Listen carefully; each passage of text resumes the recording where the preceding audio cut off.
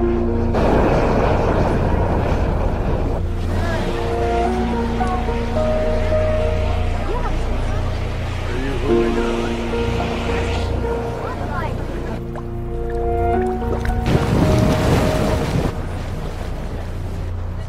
it all happened, many visitors to Yellowstone were blissfully unaware that it was volcanic. After all, where was the cone-shaped volcano, like Mount St. Helens or Vesuvius? They didn't realize that they were actually standing on top of it, that beneath their feet was one of the largest volcanoes in the world. The truth is, we were only just beginning to understand the workings of the park ourselves.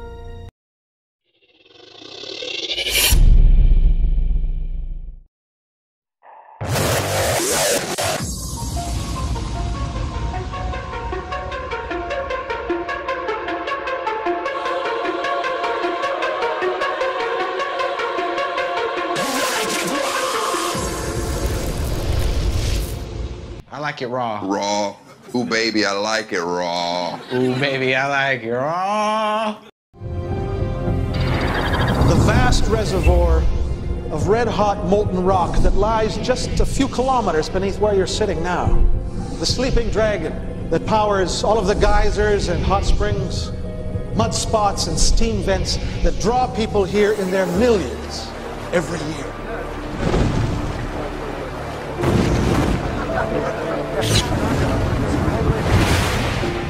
Are you serious? Are you serious? Get some coffee, everybody. Calm down in Yellowstone. Yellowstone. Yes, and Montana. They were hit with a very strong jolt, a powerful 4.5 magnitude earthquake recorded in Yellowstone National Park in the evening last night. But it's been followed by several earthquakes, including a 2.7 all the way to 3.1. Here's the whole thing. It's very shallow, very, very shallow. Let me give you an update now what's been going on. If you guys remember, 2 days ago, I noticed that there was a 3.7 or so earthquake in Yellowstone there in Montana. And I said, I don't like it. I don't like it. And there was a couple more smaller aftershocks. I kept saying, I don't like it. I don't like it. Don't let this super volcano open up and awake. The first sign of trouble will be increasing seismic activity. The ground would rise as pressure from the molten rock begins to grow.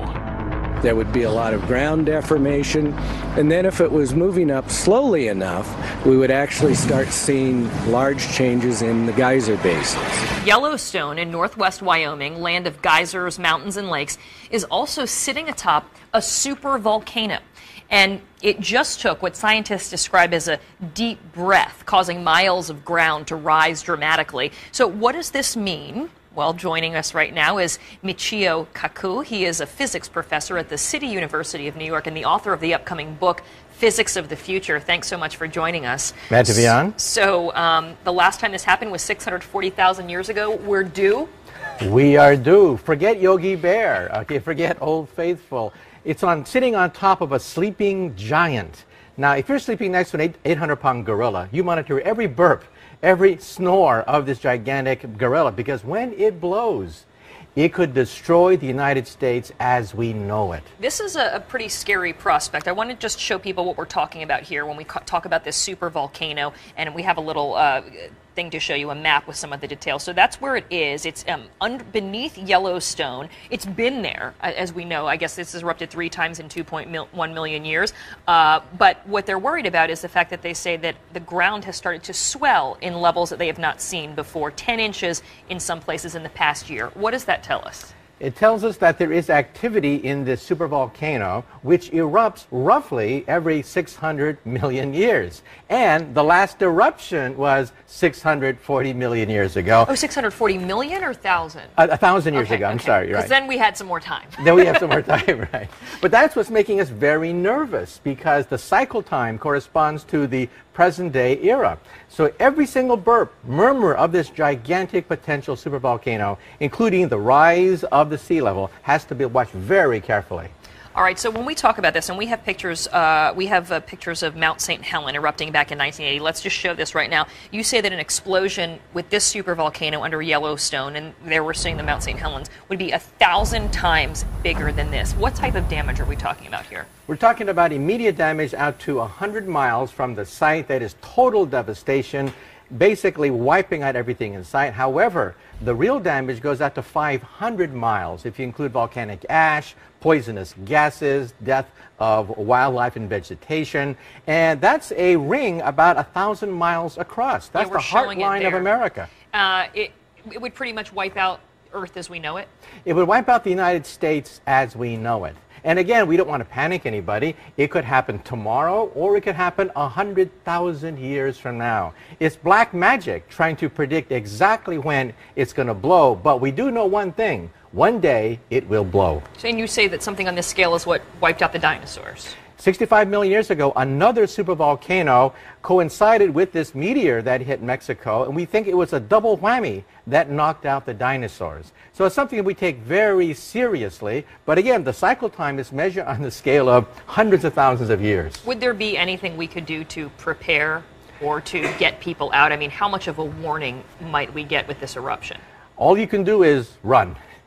You don't get much warning. What happened is the ground starts to rise, more and more earthquakes take place, more ash and volcanic gases start to be unleashed. That's about the only warning we get, because we do not have a good way to predict volcanic eruptions. Are we getting a better way to do it, or are we just at the mercy of Mother Nature? We're still clueless. We're still monitoring it very carefully, looking for the warning signs. That's why this sudden rise in the Earth, even though it's not immediately dangerous, is being looked at very carefully, because we have no experience with supervolcanoes. We've seen Mount St. Helens, we've seen Krakatoa, but a supervolcano erupting in our lifetime, we have no understanding of the scope of that thing. We just see the evidence of previous eruptions. It's amazing. So you say it could be tomorrow, it could be in 100,000 years, but it's under there.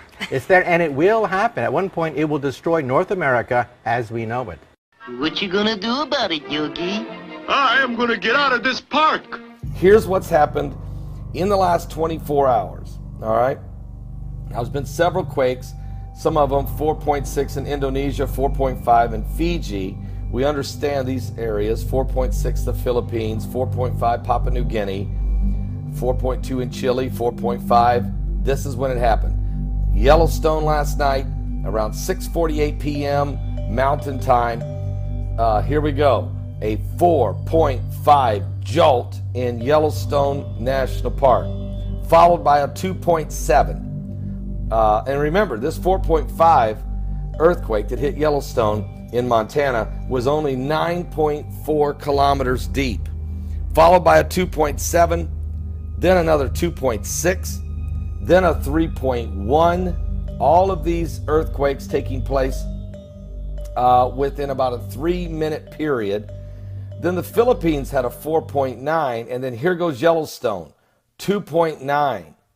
And then Arkansas, Harrison, Arkansas then must have felt the jolt, because then Harrison, Arkansas had a quake of 2.9. Then Washington State, over just not too far from the Yellowstone area, had a 3.6.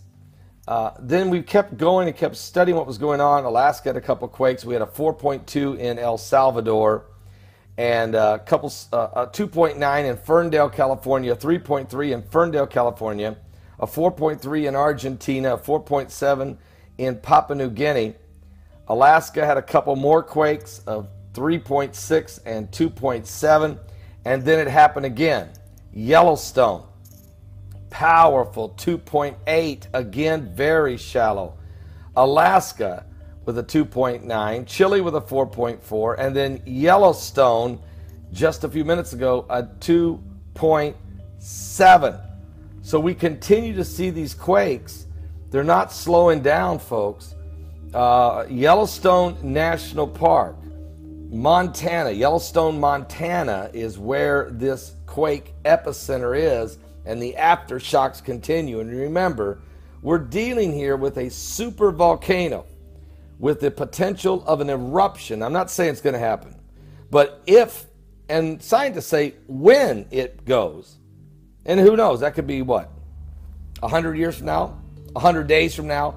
No guarantees on this thing. But it is a massive super volcano that is so large that it would literally destroy the northwest portion of the United States and part of southwestern Canada. That would just be from the initial eruption and the shock waves and the fire and the brimstone, the smoke and the ash would really send the United States and Canada into a dark winter for about 3 years. Vegetation would start dying. You have to understand, we're talking about a cataclysmic, apocalyptic, nearly extinction of this side of the hemisphere. The lava would shatter the Earth's surface with an explosion 10 times larger than Mount St. Helens. A hurricane of hot gases would spread out in all directions as the ash cloud reaches 80,000 feet into the air. Already larger than anything man has experienced, this would be just the beginning of a Yellowstone super eruption. Within days, a second enormous eruption would begin, then another. Soon, a ring of monstrous explosions 50 miles wide would be spewing molten rock and burning gases across the landscape. Certainly within 100 miles of Yellowstone, there wouldn't be much that was not destroyed. So this is not nothing to play with. And if you're having a 4.5 earthquake followed by a lot of aftershocks right there, you got to watch it. And I said this 2 days ago. Now, I'm not a seismologist. I'm not a meteorologist. I'm not a climatologist. I'm not a cosmetologist. I'm not an ophthalmologist or even a cardiologist. But I am I've been watching what's going on. I'll say, a country preacher in the cornfields of Indiana. I can just tell you, I know what the Bible says. From eschatology is concerned, these are the types of events that the Bible spoke of. Great earthquakes.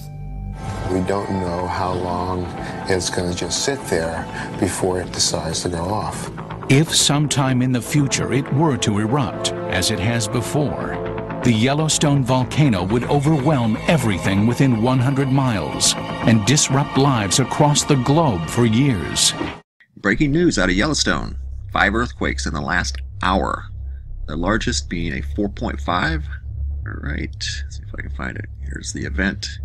7 miles east-southeast of Grayling, Montana, 9.4 kilometers deep. There were others associated with this swarm, a 2.9, 2.8, 3.1, a 2.7, and then the initial 4.5. Looking at the seismograms right here in West Yellowstone. Let's go right to it. There it is. That's the 4.5. Those are probably the aftershocks, the 2.9. I think there was a 3. I'm sure they were felt all over the entire park. Some more of them there. Where's this one at?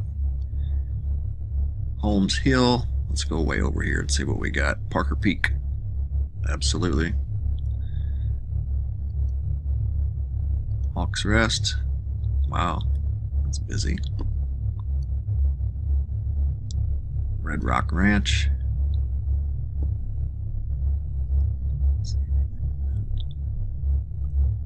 Pitchstone. Yeah, it was felt all over the entire park, I'm sure, easily. So anyway, small swarm at Yellowstone, largest being a 4.5, and that's been within the last hour. And I'm sure there'll be more to come.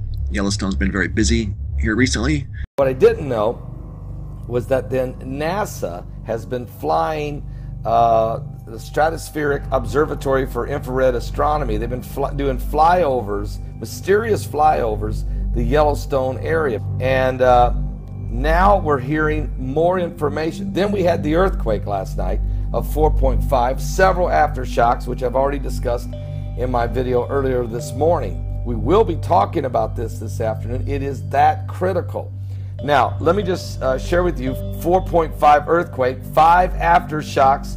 This larger than 2.5 have hit Yellowstone today on this June 16th. They're reporting it, while NASA is flying the world's largest airborne observatory over the supervolcano. So we're not playing. We tell you, is this thing waking up? I brought this up 2 days ago, even before the quake, even before the flyovers, just because I've been watching earthquakes now every day for over 7 years and reporting where every 188th day we had a major quake that hit exactly on the 188th day 7 times.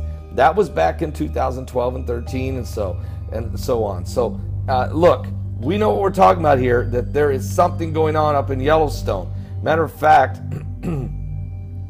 is the Yellowstone volcano awakening?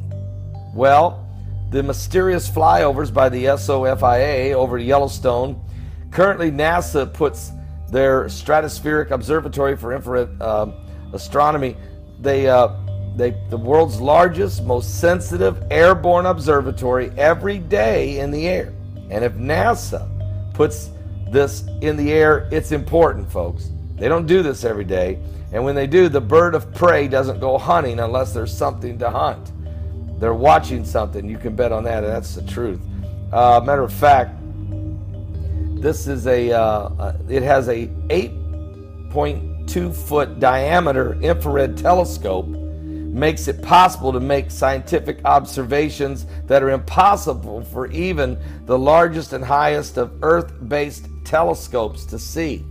Already 4 days during the sunrise and sunset, NASA has been monitoring the sun, but yesterday they turned their lenses toward Yellowstone National Park. Remember, the massive lake of molten carbon, the size of Mexico. What? That is, are you seriously telling me that's the size of this thing? It is, and it's under Yellowstone.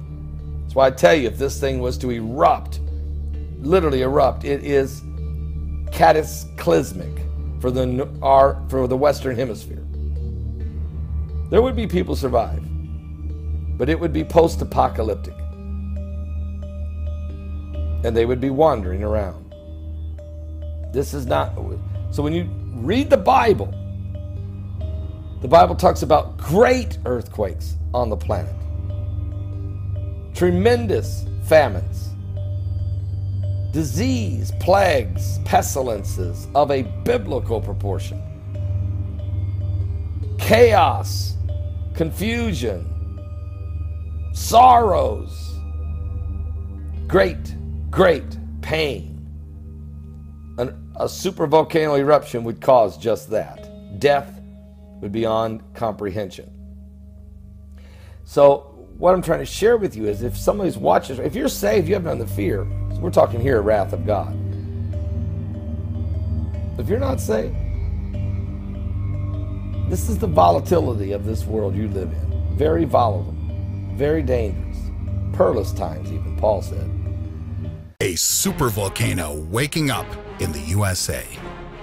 A supervolcano, which in case of eruption will blow all of North America and doom about half of the world to slow death, is starting to wake up. Can't we do anything about it? First, let's decide on what is a supervolcano. It's nothing like a regular volcano, a cone-shaped formation with a vent.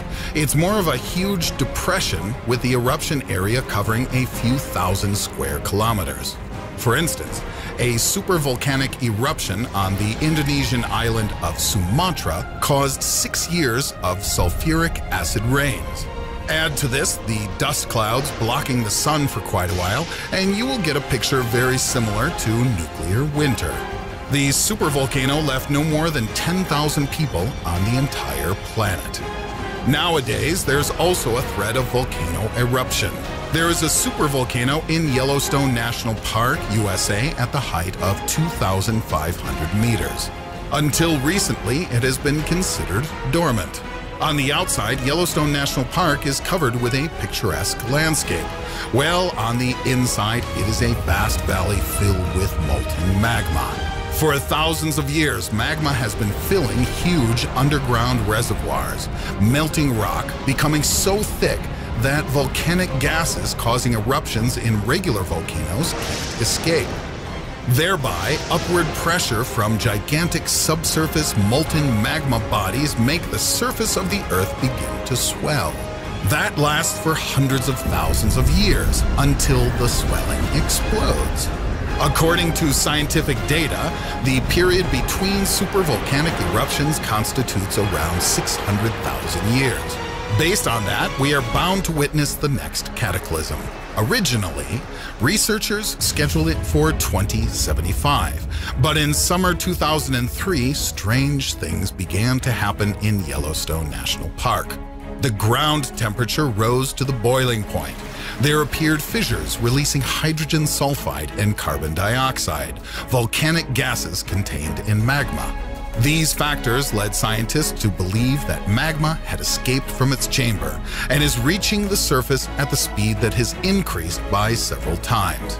Due to that, the time the volcano was believed to erupt was changed by almost 50 years. While magma is at the depth of 10 kilometers from the mouth of the supervolcano, it's too early to worry.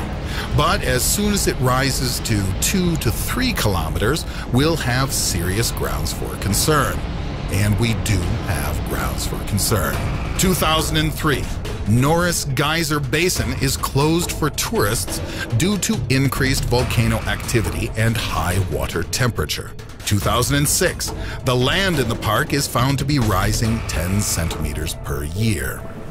4th of March 2014, the White House ordered the U.S. Geological Agency to restrict access to the information on earthquakes and gas emissions. March 2014, bisons and elks abandoned the park.